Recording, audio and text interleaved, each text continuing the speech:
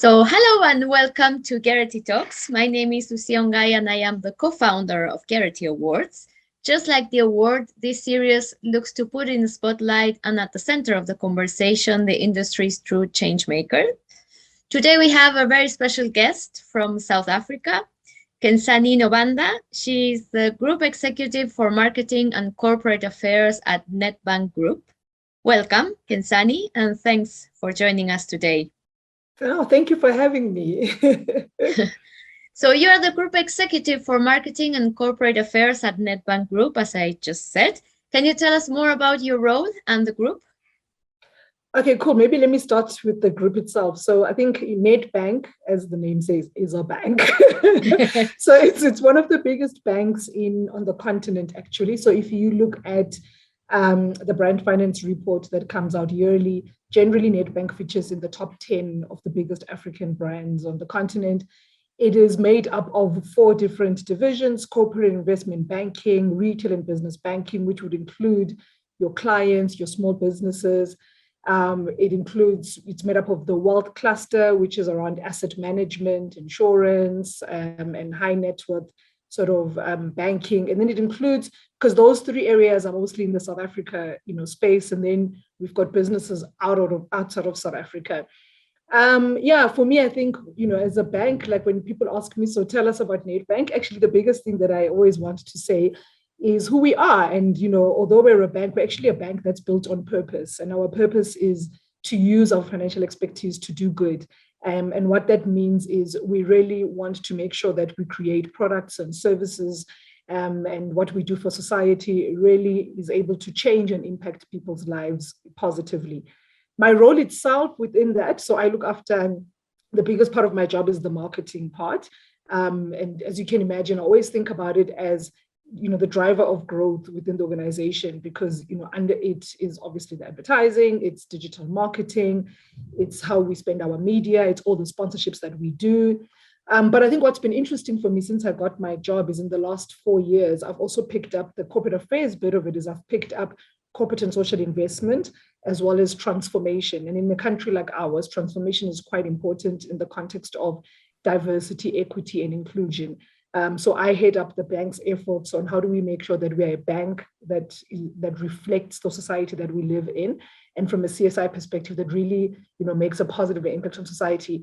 But if you put all of that together, I always think my role is really around building a brand that is relevant, whether from a marketing perspective, from our products, from CSI, or for transformation. So building a brand that is really relevant, and anchors the growth of our bank overall. And what do you mean exactly by transformation? I'm not sure I understood. Yeah, and I mean, it's an interesting question because I guess being in Europe, it's not as a familiar thing. So if you look at the history of our country, right, you still find that a lot of corporates, from a leadership perspective, it's still very white and male dominated. So you find a lot of businesses that we invest in are still very white and male dominated. So what the government did a couple of years ago is they put in a charter that really holds a lot of organizations up to the task of how do you transform your society. So for us, for example, about 80% of our staff is now, what we call African, colored, and Indian, which is incredibly different from where it was before. From a leadership perspective, if you look at, on the group exco, so because I sit on the exco of the bank, just ensuring that there's a mixture of diversity in race, in the racial, incumbents, and also from a gender perspective. Those things are actually very top of mind for us as an organization, and for the country, because if we want our country to be successful, we have to make sure that the resources that our country has are spread much more evenly and fair across all its citizens versus what it used to be in the past. Okay. It's a hangover from apartheid, basically. And you were speaking about the people that work with you and the team. So I read some members of your team were amongst the top at local creative rankings. So how do you encourage your teams and people you work to give the best creative? Yeah, it was incredible actually to see that. I mean, of the top 10, three of them were members of my team, which is just incredible. I think for me, firstly, is to role model that, right? So I'm one of the people who makes very brave decisions when it comes to creativity. So I think for me, because I do that, that then allows my team to just, have a role model in being able to do that. I think secondly, I reward for that.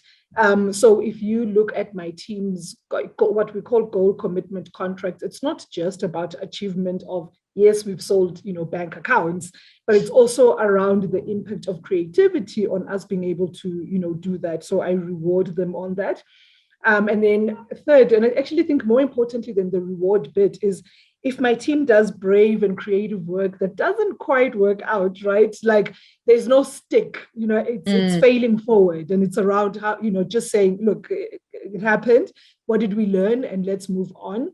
And then finally, I'm fortunate enough that I work with literally the best agencies like on the continent. If you look at our lead advertising agency, Joe Public, it's won agency of the year 4 times in a row at the Luries.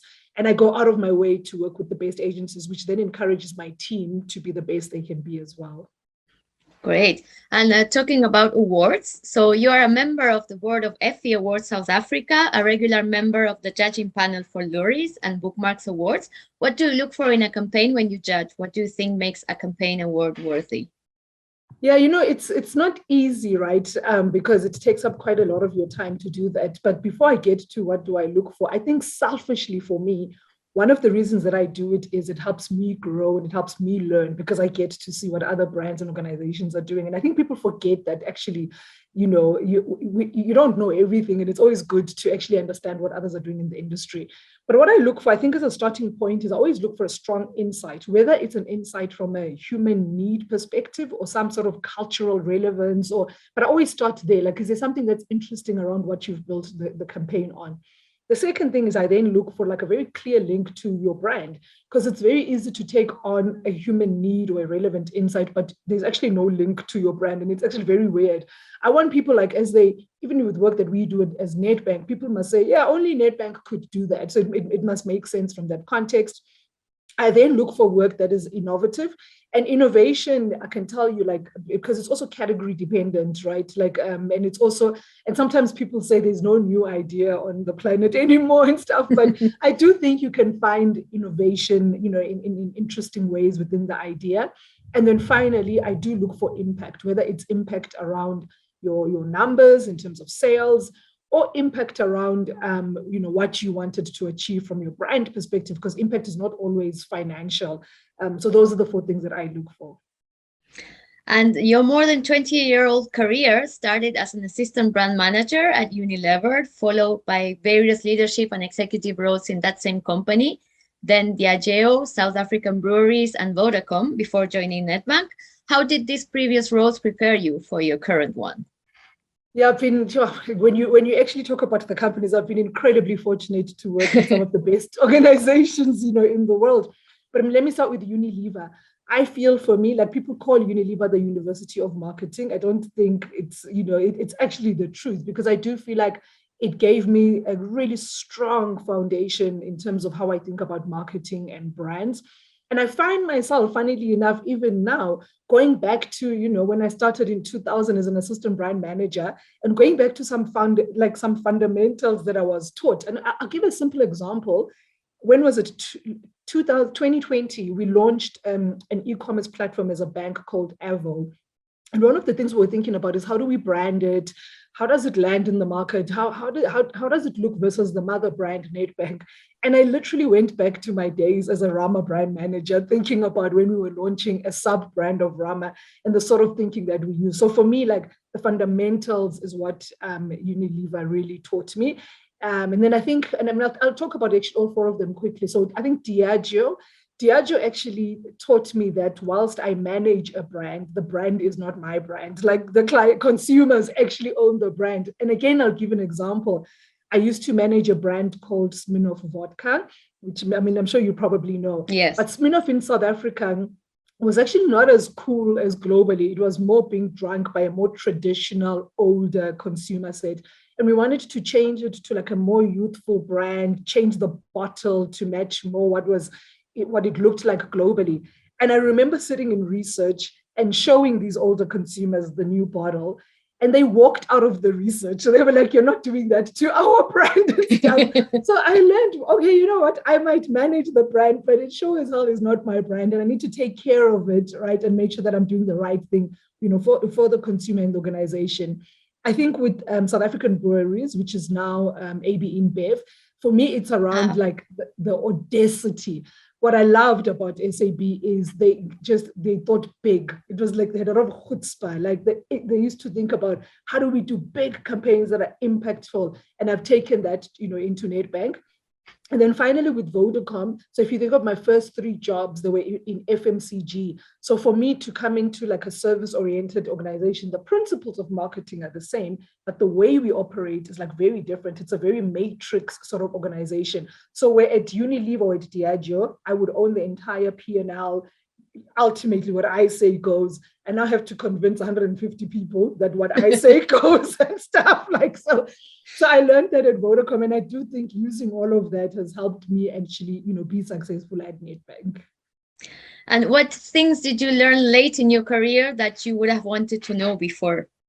Oh, I love that question actually, because I think one is really around how do I surround myself with the best and the right team, and I use best and right like quite significantly. I think the best because I don't always have to be the smartest person in the room to know it all and stuff.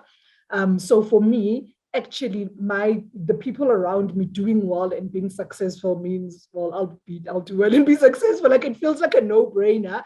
But I guess because I also did well in my career at a young age, I almost felt like the pressure of needing to know everything and be the smartest person. And I realized quite late that the pressure I was putting on myself was actually unrealistic. And there's other smarter people who I should allow to do the thinking.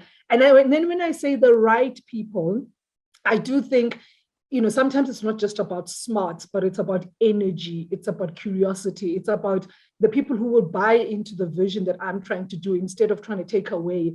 And I made a mistake where in the middle of my career somewhere, I had a person who actually in the role that they were in, I needed them to be 150% committed to what we were trying to do, and they weren't. And I took my time to deal with it. And it didn't benefit me. In fact, it went against me and stuff. So for me, the team that you work with is such a fundamental part of how you're going to be successful or not in your career. And what is the most maybe rewarding? Another thing, sorry. Yeah. I actually want to another thing maybe, and unfortunately I didn't learn it too late in my career, but is just being authentic. And it sounds like a cliche right now, right? But I always think about the times in my career where I tried to be executive or I tried to be and I'm not, I'm like you can imagine on a bank, like I'm a very different banking executive and stuff. And I actually found that when I am authentically myself, I do my best work and I lead my people in the best way. Whereas when I'm not, actually, it's quite destructive and stuff. So that's something that I really wish that I had learned like much sooner in my career. And what is the most rewarding thing of your job? Sure. I guess, I am incredibly lucky that I do love my job. I actually have a hashtag on my social media, which is love my job and my heart is green. So I think at a basic level, I absolutely love my job. And I'm one of those people as a marketeer who only ever wants to work in marketing. So already going in, I'm really fortunate with that. But I think for me, like right now at Netbank, I guess where we are, it just gives me such great joy when I read sometimes of the lives of our clients, right? And what happens like when a client gets a personal loan and is able to send their child to school, who they wouldn't be able to, like to go to university, who they wouldn't be able to. Or I hear about a business that we funded who couldn't find funding in so many different areas. And all of a sudden they've created all these like different jobs and stuff. For me, that's like really living the impact of our purpose. And it makes me like really proud that like we can play a role in that. And then I also love seeing my team winning. I've been in marketing now for over 20 years. It feels like I need to hand over the mantle, right, to like the next generation of CMOs and marketeers.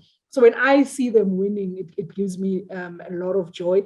And then I also love winning myself, right? Like, so it's always great when I see last year when the market share numbers for consumer banking and retail and business banking came out, and we were one of the only two banks that grew market share. I'm just like, yes, like, so those things, like, I actually feel like, okay, we're doing something here and we're making an impact. So yeah. And what projects are you working on that you can tell us about? Okay, cool. So yeah, I think maybe three projects that I can talk about. One is we have about 27,000 employees on the continent.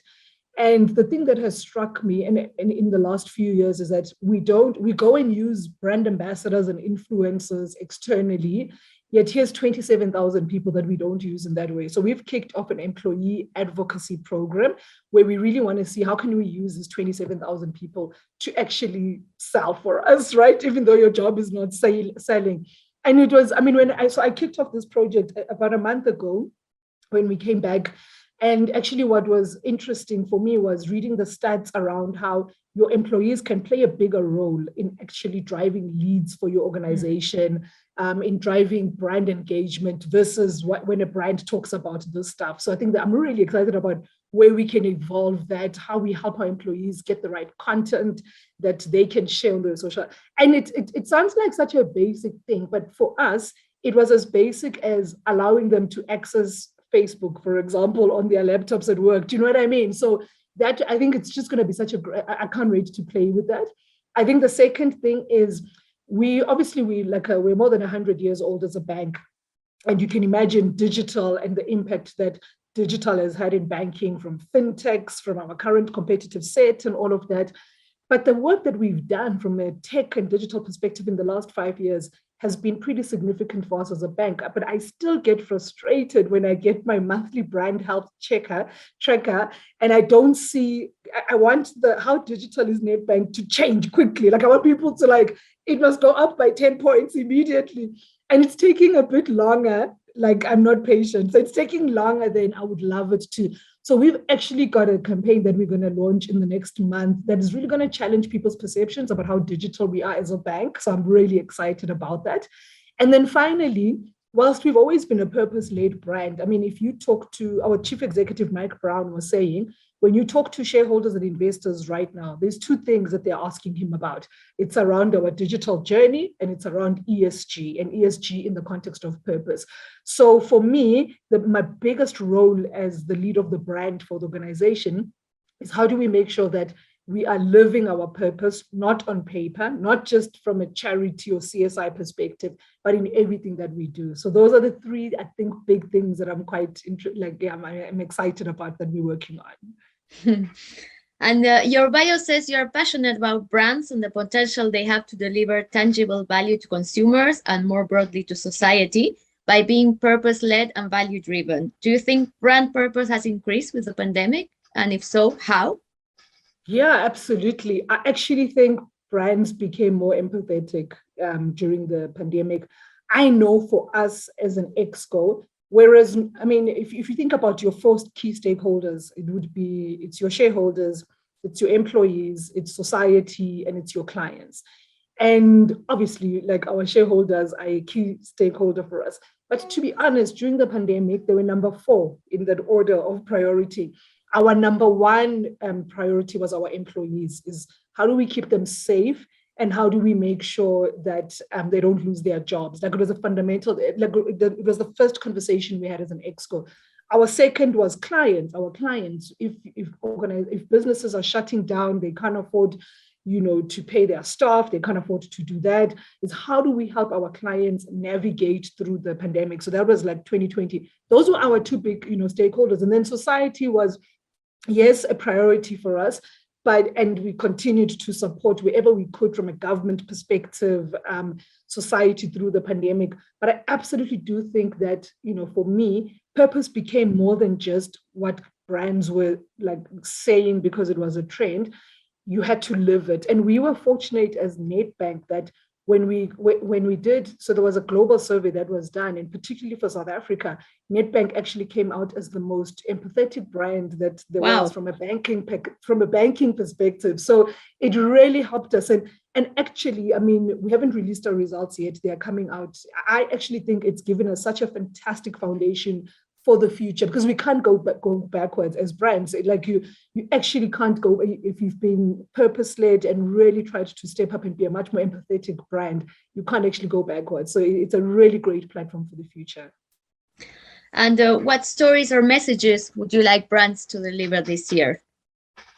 I mean, like, I guess for me, the last 2 years have been tough. I just think as brands, and I think brands can be a mirror to what's happening in society. Brands can be change makers, right? Brands can challenge society.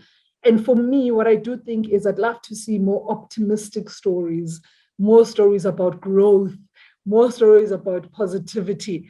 It has been tough. And you just look at what's going on with the world right now. So yes, of course, we can't be painting society that doesn't exist, because it's not an easy world and society that we live in. But seriously, I think as brands, when I talk up, when Nedbank speaks about money well managed can make a real difference in people's lives, those stories should be optimistic, positive stories, because that's what we need as a society. It's been a tough 2 years. Well, thank you so much for telling us about your career and your work at Netbank, and good luck with everything that you do this year. Fantastic. It was lovely chatting to you. Thank you for having me. Thank you.